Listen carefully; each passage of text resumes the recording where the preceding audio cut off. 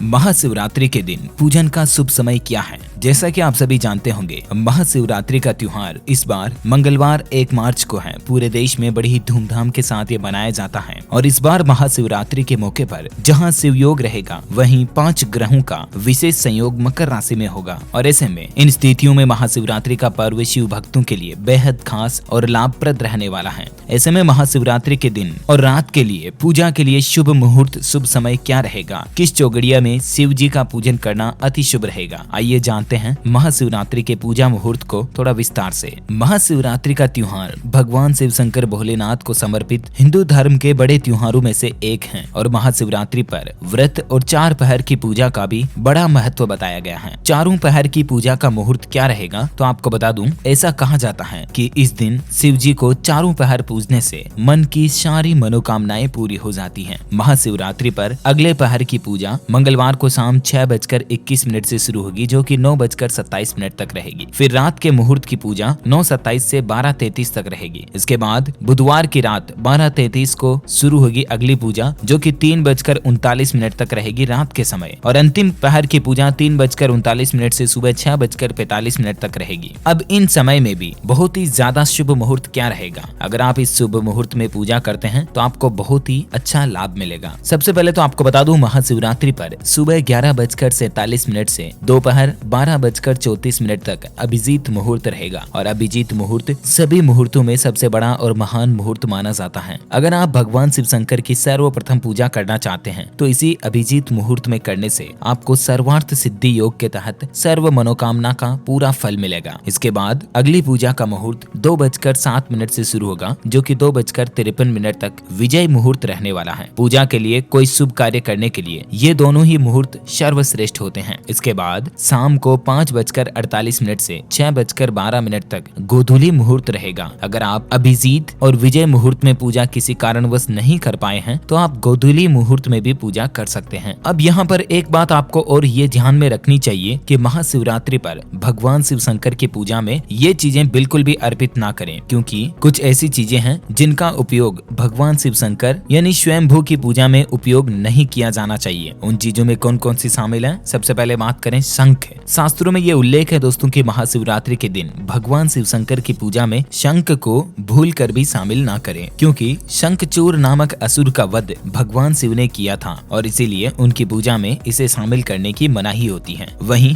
भगवान शिव शंकर की पूजा में कुमकुम या रोली का इस्तेमाल भी ना करें, क्योंकि ये पूजा स्त्री देवताओं को लगाई जाती है। जैसे कि आप माँ पार्वती की पूजा में कुमकुम, रोली इनका इस्तेमाल कर सकते हैं, लेकिन भगवान शिव शंकर इन चीजों से नाराज हो सकते हैं। ऐसी भी मान्यता है दोस्तों कि तुलसी के पत्ते का भी भगवान शिव शंकर को अर्पण नहीं करना चाहिए, क्योंकि पौराणिक कथा के अनुसार जलंधर की पत्नी वृंदा तुलसी का पौधा बन गई थी और भगवान शिव ने जलंधर का वध किया था और इसी कारणवश वृंदा ने शिव पूजा में तुलसी के पत्ते के इस्तेमाल न करने की गुजारिश की थी। वहीं शिव के अभिषेक में नारियल पानी का भी भूल कर इस्तेमाल न करें। फूल में बात करें तो भगवान शिव के भक्तों को पूजा के दौरान केतकी और केवड़े के फूल का इस्तेमाल नहीं करना चाहिए। साथ ही कनेर और कमल के फूल के अलावा लाल रंग के फूल भी भगवान शिव को प्रिय नहीं है। हल्दी का इस्तेमाल भी भगवान शिव की पूजा में आप बिल्कुल ना करें, क्योंकि हल्दी भी स्त्री देवताओं को ज्यादा प्रिय होती है। अब बात करें कि महाशिवरात्रि में आप भगवान शिव शंकर की पूजा में कौन कौन से सामान इस्तेमाल कर सकते हैं? तो पूजा सामग्री में पुष्प, पंचफल, पंचमेवा, रत्न, सोना चांदी, दक्षिणा, पूजा के बर्तन, कुशासन, दही, शुद्ध देसी घी, शहद, गंगा जल, पवित्र जल, पंचरस, इत्र, गंधरोली, मोली जनेऊ, पंचमिष्ठान, बिल्व